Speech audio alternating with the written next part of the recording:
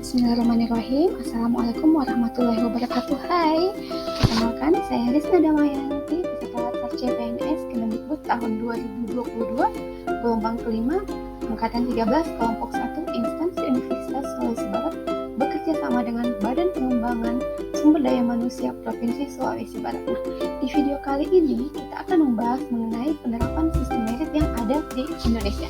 Oke, selamat menyaksikan. Sebelum kita membahas mengenai bagaimana sih penerapan sistem merit yang ada di Indonesia, kita harus tahu dulu, sistem merit itu adalah kebijakan dan manajemen ASN yang berdasarkan pada kualifikasi, kompetensi, dan kinerja secara adil dan wajar dengan tanpa membedakan ya latar belakang baik itu dari segi politik, ras, warna kulit, agama, asal-usul, jenis kelamin, status pernikahan, umur, ataupun kondisi kecacatan.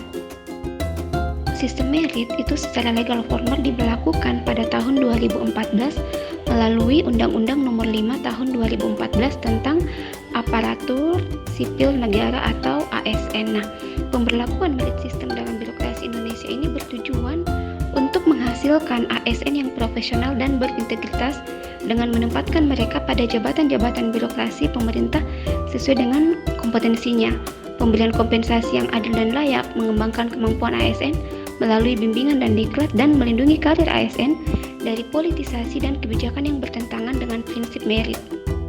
Manfaat sistem merit bagi pegawai yang pertama adalah menjamin keadilan dan ruang keterbukaan dalam perjalanan karir seorang pegawai, kemudian memiliki kesempatan yang sama untuk meningkatkan kualitas diri.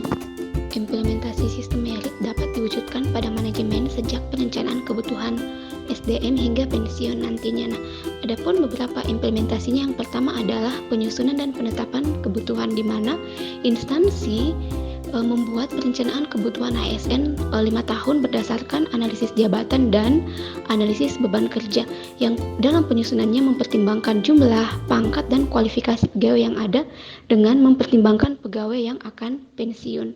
Yang kedua adalah pengadaan, di mana salah satunya ditunjukkan dengan mekanisme rekrutmen pegawai yang terbuka, transparan, dan kompetitif. Dengan metode tersebut diharapkan SDM yang dihasilkan berasal dari talenta-talenta terbaik dan unggul. Kemudian yang ketiga, pengembangan karir. Nah, pengembangan karir ini berdasarkan dari hasil pemetaan talenta melalui asesmen, analisis kesenjangan kompetensi dan kesenjangan kinerja, talent pool, dan rencana suksesi berdasarkan pada karir instansi. Yang keempat, promosi dan mutasi, di mana diwujudkan dalam bentuk kebijakan yang objektif dan transparan didasarkan pada kesesuaian kualifikasi, kompetensi, dan kinerja dengan memanfaatkan talent pool. Kemudian yang kelima ada penilaian kinerja, yang keenam ada penggajian, penghargaan, dan disiplin. Kemudian yang ketujuh ada jaminan dan perlindungan, di mana setiap instansi mempunyai program perlindungan untuk pegawai di luar dari jaminan kesehatan, jaminan kecelakaan kerja, dan program pensiun yang diselenggarakan pemerintah nasional, serta menjamin kemudahan pelayanan administrasi bagi pegawai.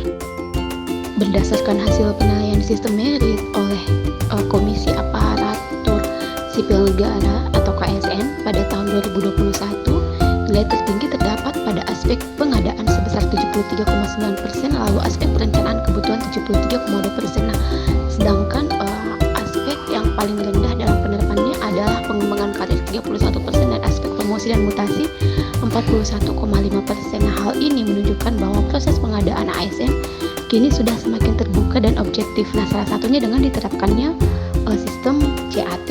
Penerapan sistem merit di Universitas Sulawesi Barat itu dilaksanakan pada perekrutan pegawai negeri sipil menggunakan CAT untuk menjaring kompetensi yang sesuai. Nah, sistem CAT ini merupakan model asesmen atau penilaian di mana calon menjawab soal dengan menggunakan komputer. Untuk di lingkup Fakultas Ilmu Kesehatan, sistem merit dilaksanakan dengan melakukan seleksi terbuka untuk pemilihan dekan dan wakil dekan Fakultas Ilmu Kesehatan Universitas Sulawesi Barat. Nah, seleksi ini dilakukan secara terbuka dan melalui beberapa tahap agar dekan dan wakil dekan yang dipilih dapat membawa Fakultas Ilmu Kesehatan agar lebih maju dan berkualitas. Sekian video kali ini, sampai jumpa di video berikutnya. Terima kasih.